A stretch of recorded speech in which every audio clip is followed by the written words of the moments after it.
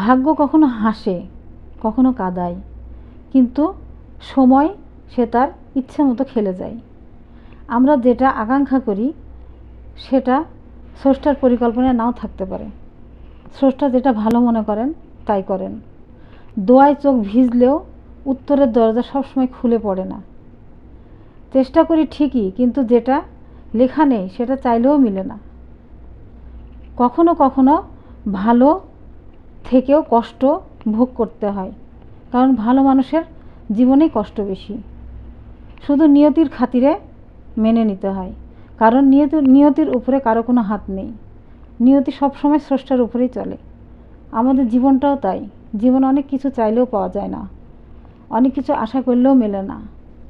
তাই নিয়তিকে মেনে নিতে হয়, স্রষ্টার সিদ্ধান্তকে মেনে নিতে হয়, সব কিছু মেনে নিতে হয়। কারণ জীবন আমাদের হাতে নয়, আমাদের জীবন স্রষ্টার হাতে। তবে দোয়া করলে স্রষ্টা অনেক সময় অনেক কিছু দিয়েও থাকেন, নিয়তির পরিবর্তনও করতে পারেন। সেটা নিয়ে আমরা বেঁচে থাকি, আশা নিয়ে বেঁচে থাকব। স্রষ্টার কাছে ভরসা নিয়ে, স্রষ্টার কাছে চেয়ে নিয়তিকে পরিবর্তন করার চেষ্টা করব। ইনশাল্লাহ হয়তো পরিবর্তন হতেও পারে।